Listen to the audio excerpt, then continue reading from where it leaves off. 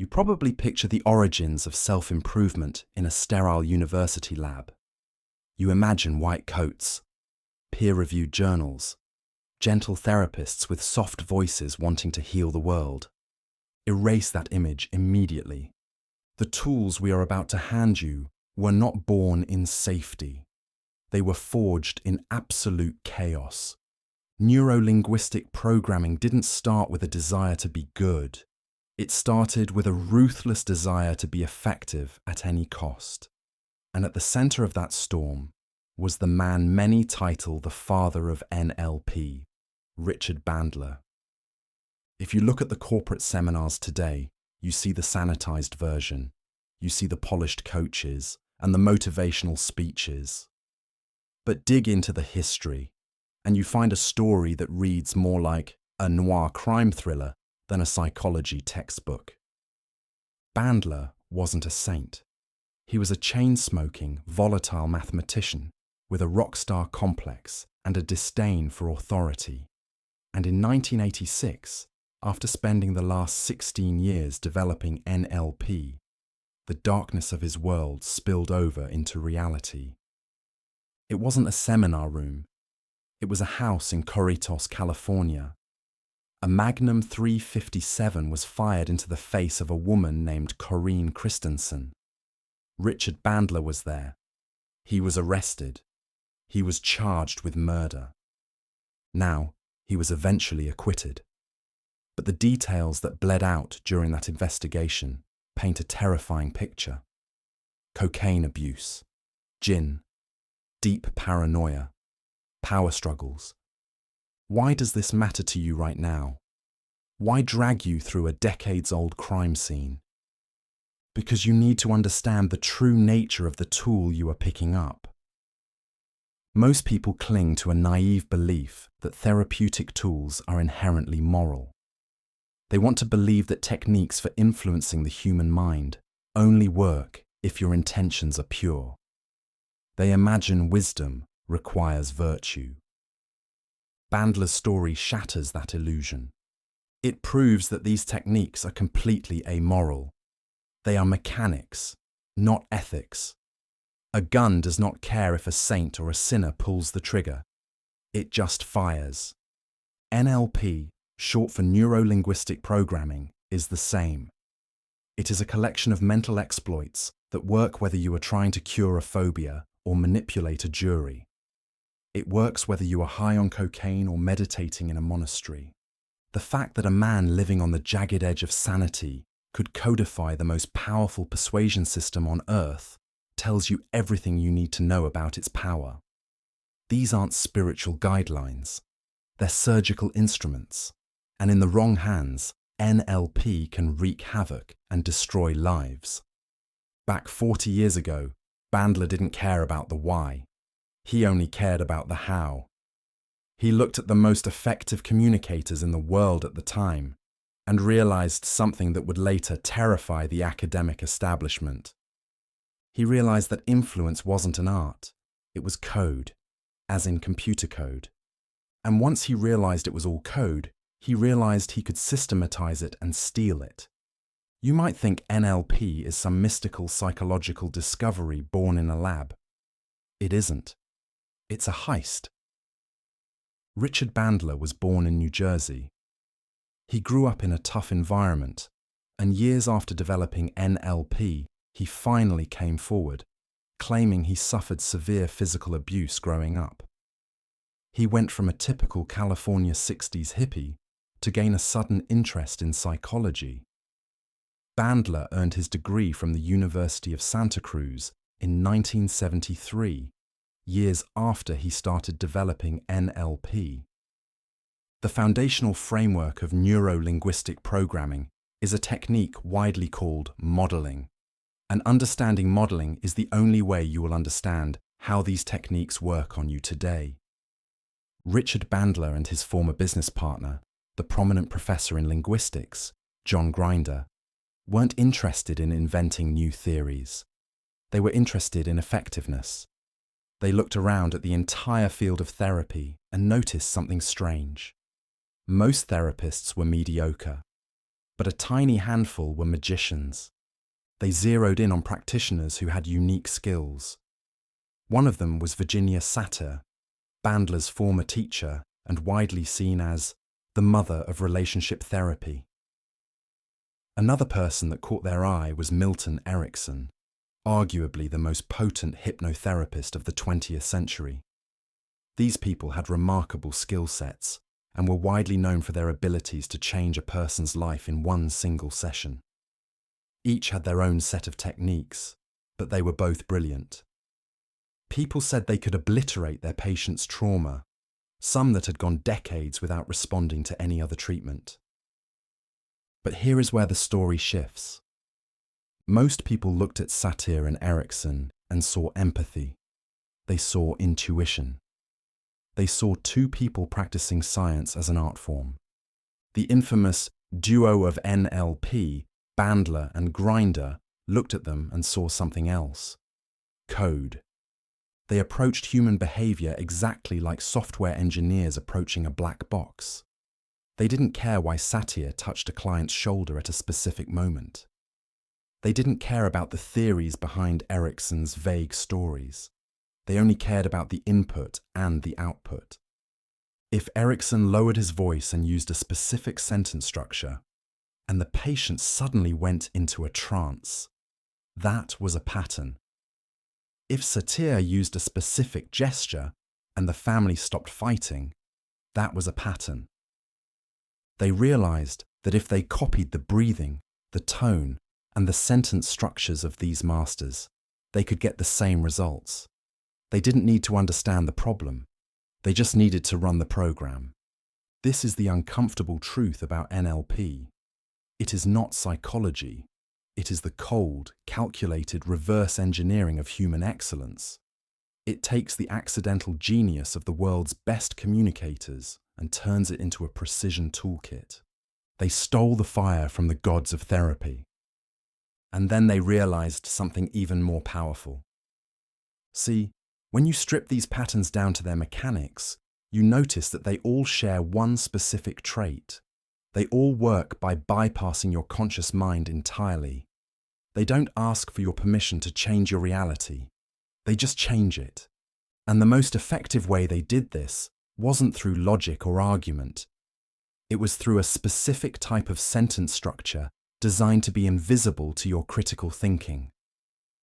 I want to try an experiment with you right now. Listen to this instruction very carefully. Okay, when you are ready, let us begin. Now.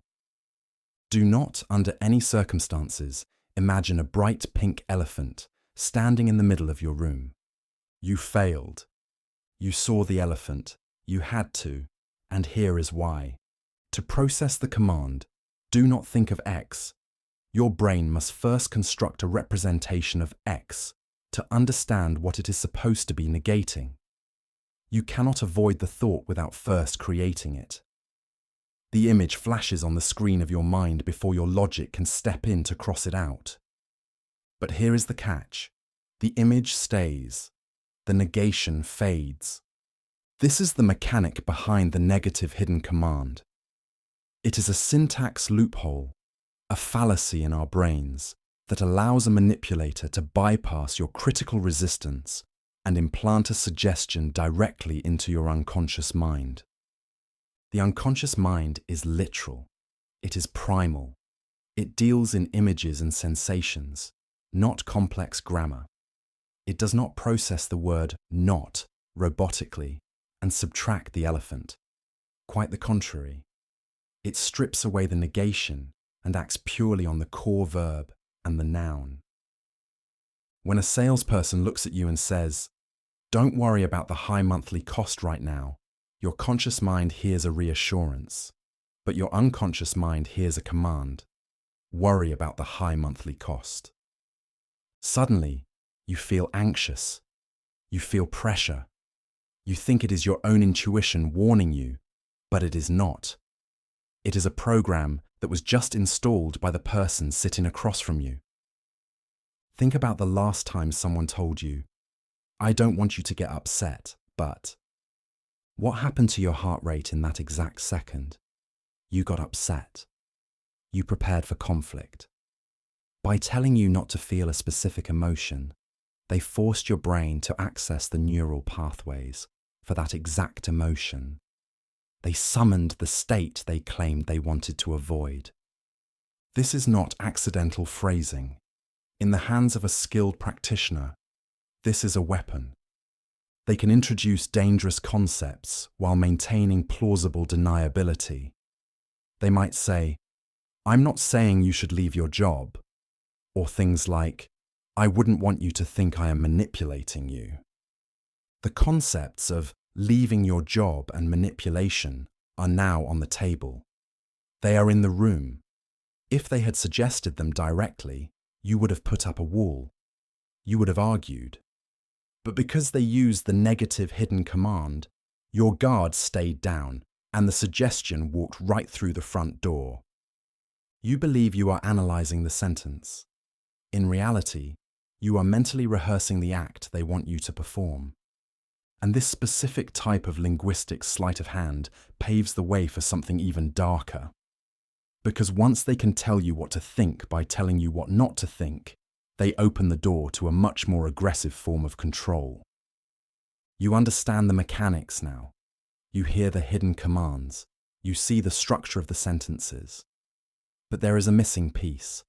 A weapon is only dangerous because of the hand that holds it. And to understand the hand, we have to look at the psychology of the user. Another prominent figure in the history of neuro-linguistic programming is Dr. George Simon. He fundamentally changed how we understand manipulation. Before him, you might have believed that people hurt you because they were damaged, because they were insecure, because they didn't realize what they were doing. Simon destroys that illusion. He argues that manipulation is not an accident. It is not a cry for help. It is a strategy. He identifies a personality type called the covert aggressive. These aren't people losing control of their emotions. These are people who are waging outright war against you, but they have kept their weapons hidden. They are fighting to win, and for them to win, you have to lose. Simon breaks down the 3 specific requirements for this manipulation to work. First, the aggression must be veiled. This fits perfectly with NLP. They smile. They use soft tones. They anchor positive emotions. But the intent is dominance. If you could see the fist coming, you would duck. So they hide the fist inside a compliment. Second, they must know your vulnerabilities. They need to know exactly where your armor is weak. NLP gives them the tools to find this. They watch your eye movements. They listen to your predicates. They map your internal world, not to understand you, but to find the entry point for their control. Third, and this is the most chilling part, they must have a level of ruthlessness. They have to be willing to hurt you to get what they want. You need to stop making excuses for the people using these patterns on you. You tell yourself they are just misunderstood. You tell yourself they are trying their best. Simon warns that this empathy is your weakness. When you project your conscience onto a manipulator, you are handing them the keys to your mind. You assume they want a win-win solution. You assume they want peace. They don't. They want victory. The NLP practitioner frames themselves as a helper, a guide, someone unlocking your potential. But if that practitioner fits Simon's profile of a covert aggressor, that help is actually a form of conquest. They view every interaction as a contest, a zero-sum game. If you maintain your boundaries, they feel they are losing. If they dismantle your boundaries using confusion techniques or double binds, they feel they are winning. This separates influence from manipulation. Influence respects your right to say no. Manipulation views your no as an obstacle to be flanked. George Simon teaches us that the confusion you feel isn't a failure of your intellect. It is the signature of their strategy. When you feel foggy, when you feel like you're walking on eggshells but can't point to a single mean word they said, that is the proof. You aren't dealing with a difficult person. You are dealing with a skilled combatant who never told you that the war had started. And once you realize the war is real, you have to look at their ultimate tool for changing the battlefield. It's called reframing, and it's how they convince you that the war never happened at all. You think you react to facts. You don't. You react to meaning. And meaning is entirely malleable. Behind this lies the most potent tool in the NLP arsenal. It is called reframing. Imagine a painting of a chaotic, violent battle scene. Put a cheap, cracked wood frame around it, and it looks like garbage in a thrift store. You feel pity.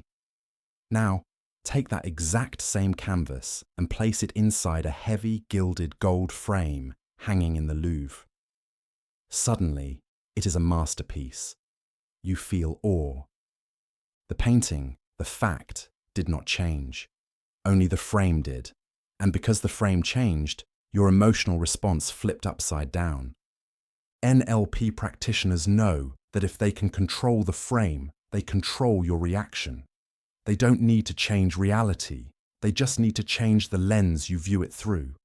You need to understand the distinction between pre-framing and reframing, because both are happening to you daily. Pre-framing is setting the stage before the event happens. It is the colleague who says, "You're going to find this next part difficult to understand," before they even speak. They have already rigged the game. If you are confused, they predicted it. If you understand it, you feel smart for overcoming the difficulty. They win either way. Reframing is what happens after the fact. It changes the context of something that already exists. Think about a time you were stubborn. Someone who wants to manipulate you won't call it stubbornness. They will reframe it as you being principled or firm in your convictions. It feels good, doesn't it? You relax. You lower your guard. And in that moment, they have aligned you with their agenda. But this goes darker. A distinct power dynamic is at play here. The person who sets the frame controls the outcome of the interaction. Always. If a salesman sells you a car that breaks down, that is a problem. But watch him reframe it. He tells you it is a rare opportunity to learn about engine mechanics or that the car has character. If you argue against him while accepting his frame that character is good, you have already lost. You are trapped in his version of reality. This is why you often vote against your own interests. Politicians are the grandmasters of this art. They don't cut funding for your children's schools. They offer fiscal efficiency. They don't start wars. They execute preemptive defense. They change the label to bypass your logic and access your emotion. When you accept someone else's frame, you surrender your autonomy. You are walking through a house they built, looking out windows they positioned, seeing exactly what they want you to see. And once you understand how malleable your reality is, you have to ask yourself a terrifying question. If words can reshape your perception of what is real, what happens when those words are designed to bypass your conscious mind entirely? This is where the line blurs between influence and hypnosis, and it leads us directly to the man who taught NLP its most dangerous secrets. Reframing is just the surface. If you dig deeper into where these tools actually came from, you find something much more unsettling. You find the source code. NLP wasn't built in a sterile laboratory. It was stolen. The founders didn't invent these patterns from scratch. They hunted them down. They spent hours watching a man named Milton Erickson. He wasn't just a therapist, he was the father of modern clinical hypnosis. But here is the catch. He didn't use a swinging pocket watch. He didn't snap his fingers and tell you to sleep. He just talked to you. And that is where the danger lies. Erickson discovered that he could induce a trance state without the patient ever knowing it was happening. He used vague language, complex sentence structures, stories that seemed to have no point. He was doing something very specific. He was overloading the conscious mind on purpose. Think about how your brain works. You have a critical guardian at the gate of your mind. It analyzes information. It rejects lies. It questions authority. But that guardian has a weakness. It can only handle so much data at once. If I can confuse that guardian, if I can hit it with too much information, or vague poetry, or a sentence that doesn't quite make sense, the guardian gets overwhelmed. It checks out. It goes to sleep to conserve energy. And once the gate is open, any command I give goes straight into your subconscious. You know this feeling. You have felt it recently. Think about the last time you were listening to a salesperson, or a politician, or even watching a long video essay. They were talking fast. They were using big, abstract words like freedom, or synergy, or transformation. And suddenly, you felt yourself space out. Your eyes glazed over. You nodded along without really knowing why. You lost track of time. You thought you were just bored. You weren't bored. You were in a trance. That spacing out is the exact physiological state of hypnosis. It is a natural bypass of your critical faculties.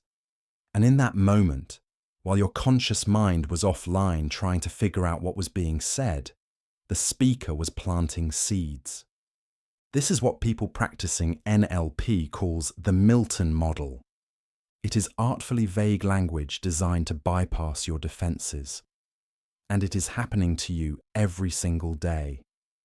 The news anchor uses it to keep you watching. The marketing algorithm uses it to keep you clicking. They don't need to put you to sleep.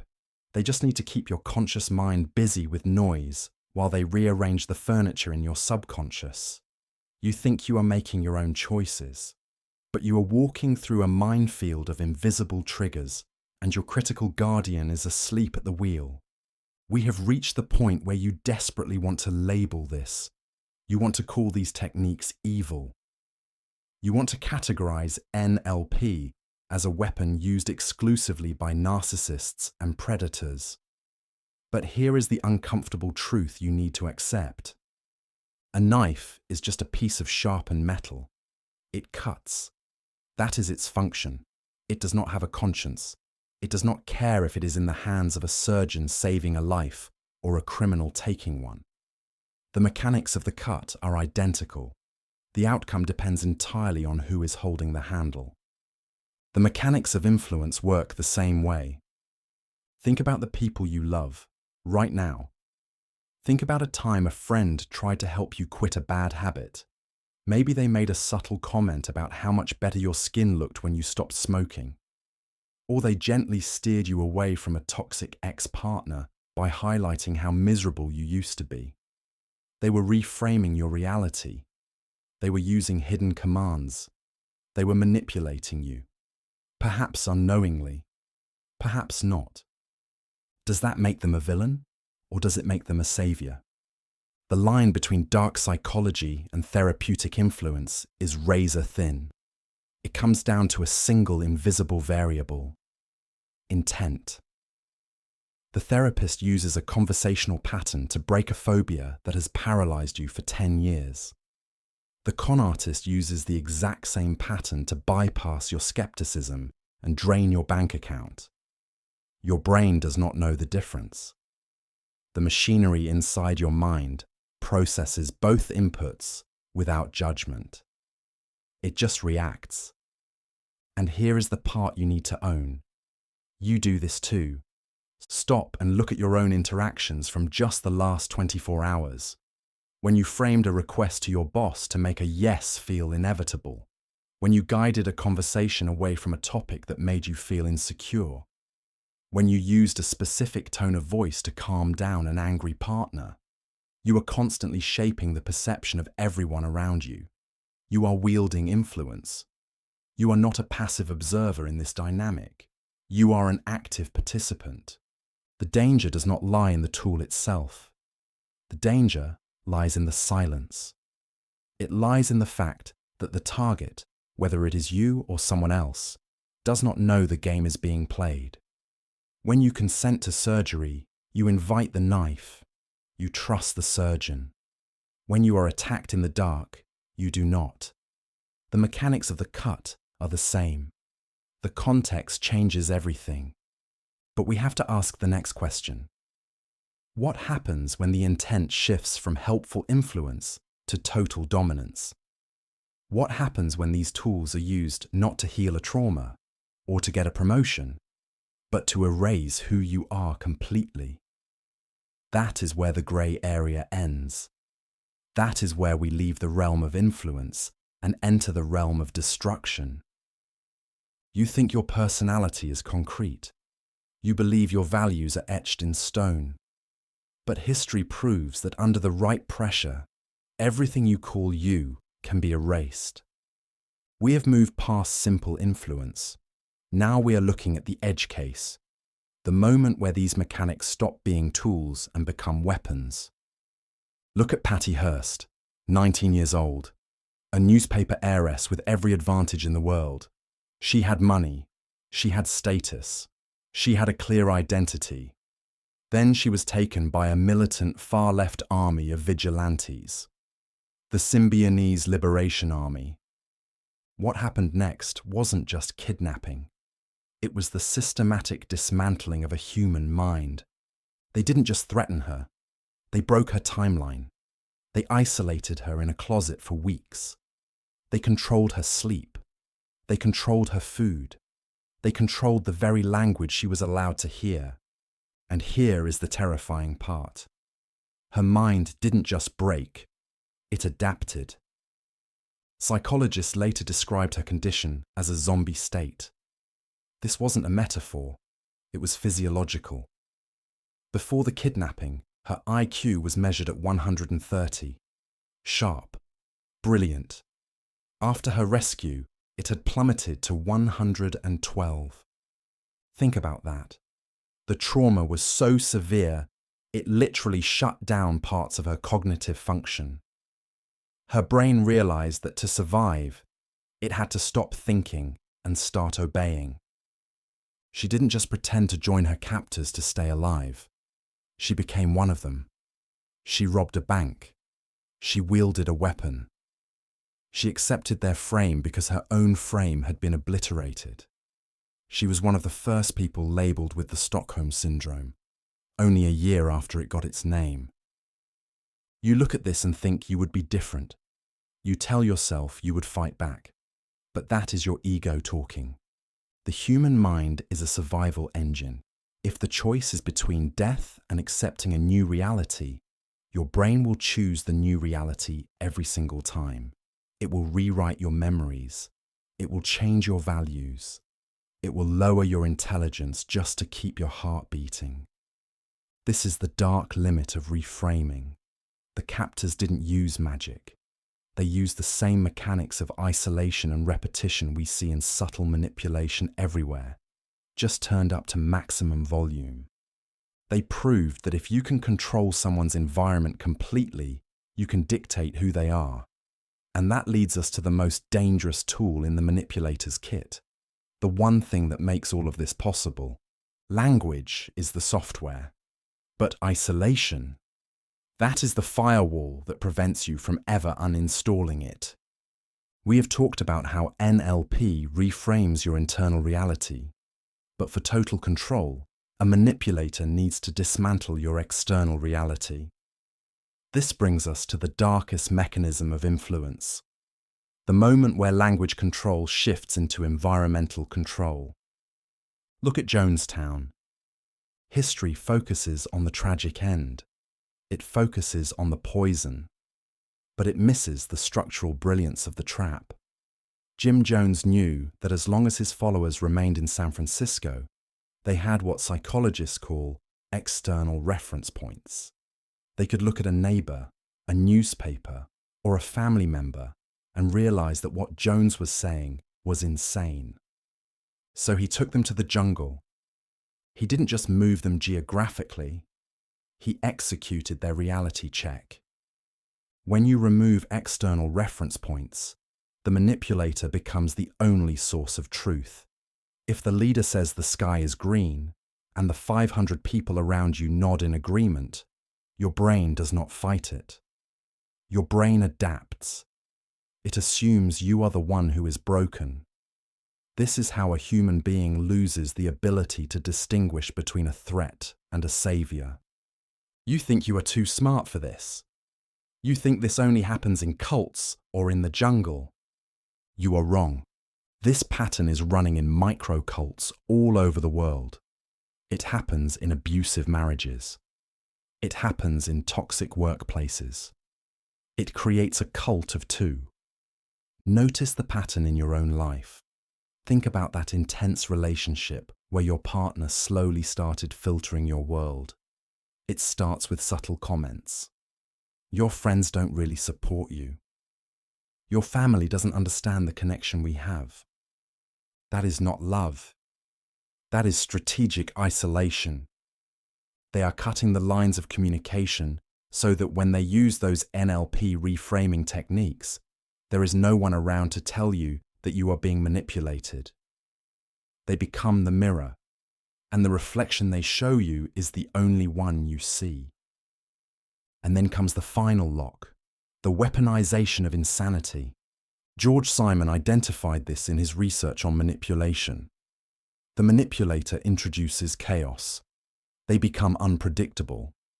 They fly into a rage over nothing, then switch to extreme affection. This isn't accidental. It is a control mechanism. When the environment is chaotic, you stop thinking about your own needs. You stop thinking about leaving. You spend 100% of your mental energy trying to predict their mood. You try to stabilize the situation. You become the peacekeeper in a war they started. You are so busy trying to survive the chaos that you never notice the cage door has been locked. The language hacked your mind. The isolation broke your will. And the chaos keeps you paralyzed. This is the abyss. But recognizing the depth of the hole is the only way to find the ladder out. You need to know exactly what a defense looks like against a weapon this sophisticated. Now you know the machinery. You know the dark origins, the hidden commands, and the isolation traps. The natural reaction is fear. You might want to retreat. You might start suspecting every conversation is a calculated attack. But paranoia is not defense. Paranoia is just another form of being controlled. True defense is pattern recognition. You cannot stop people from using these techniques on you.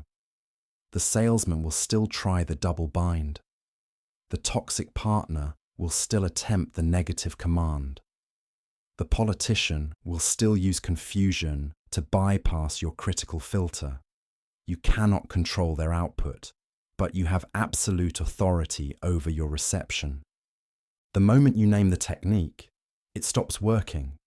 It works like a magic trick. When you don't know the secret, it looks like sorcery.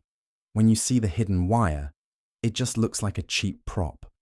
So here is your tactical defense. Watch for the sudden spike in emotion. This is your first warning system. If you feel a sudden, unexplained wave of urgency, guilt, or fear during a conversation, pause. That emotion is not yours. It was manufactured. Watch for the confusion. Remember the handshake interrupt.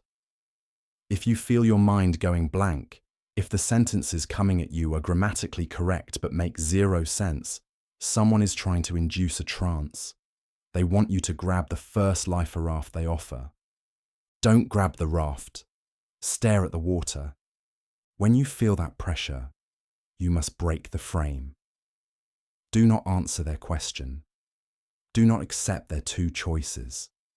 Do not defend yourself against their accusation. Instead, ask a question about the process. If they give you a double bind, asking if you want to sign now or later, you step back. You say, "I am not ready to sign anything yet." You reject the premise. If they hit you with a rapid-fire confusion technique, you stop the momentum. You say, "Wait, repeat that." slowly. The manipulator relies on rhythm. They rely on you following the social script that says you must be polite. They count on you nodding along to avoid awkwardness. Be awkward. Disrupt the flow. The moment you interrupt their pattern, their script falls apart. You will see a flash of panic in their eyes. You will see them struggle to find their place. And in that moment, the power dynamic flips. You are no longer the subject. You are the observer. You aren't being programmed. You are watching a bad actor try to remember their lines. This transforms fear into confidence. You realize that NLP isn't mind control. It is just a toolkit. And now that you know what the tools look like, you can never be built into something you don't want to be. But there is a final cost to this awareness, a price you pay for taking the red pill. Because once you learn to read the code, you can never go back to the illusion. You can't go back. That is the first thing you need to understand. Once you see the machinery behind the curtain, the illusion never looks the same again. The next time you walk into a dealership, you won't just hear a friendly salesperson. You will hear the pacing and leading. You will spot the double binds. When you turn on the news, you won't feel the fear they want you to feel. You will simply notice the anchoring techniques designed to trigger it. You will see the negative hidden commands slipping past your critical defenses. This awareness comes with a price. It can make human connection feel artificial. You start to wonder if anyone is ever truly authentic, or if we are all just running scripts we picked up from somewhere else without realizing it. It is easy to become cynical. It is easy to feel isolated when you are the only one in the room who sees the strings attached to the puppets. But here is the truth. That cynicism is just another trap. It is another form of being reactive. The real gift here isn't suspicion. It is freedom. Think about how you lived before this. You were a passenger in your own mind. You reacted to commands you didn't hear. You shifted your beliefs based on reframes you didn't choose. You bought into realities that were engineered by someone else to serve their agenda. You were asleep at the wheel. That stops today. You are no longer a passenger. You are the driver. When someone tries to run a pattern on you, it won't trigger a compulsion. It will trigger a smile. You will see it for what it is, a request for compliance that you can now politely decline. You now hold the keys to the castle. You understand the language of influence. And that brings us to the final uncomfortable question, the responsibility. What will you do with this? Because these tools are neutral. The patterns of NLP, the psychological loops, the linguistic hacks, they are just instruments. Like a scalpel, they can heal or they can harm. You can use this knowledge to manipulate. You can use it to extract what you want from people who are still walking through life in a trance. But we strongly urge you to use it to protect yourself, to clarify communication, and to help others break out of the loops that are destroying them. You have walked through the dark origins of these techniques. You have seen how cults use them to isolate, and how therapists use them to heal. The difference was never the technique. The difference was always the intent. So bring this new knowledge with you as you continue your life. It is not a curse. It is the beginning of something different. The pattern will still appear. The attempts to manipulate you will continue. But now you have the tools to recognize them. Now you will have a choice you never had before. And that quiet awareness, that is where everything begins to change. I hope this content empowers you. Please support us by dropping a comment below, giving a thumbs up, or subscribe to the Covert Mind for weekly releases of jaw-dropping content within dark psychology. Stay safe, friend.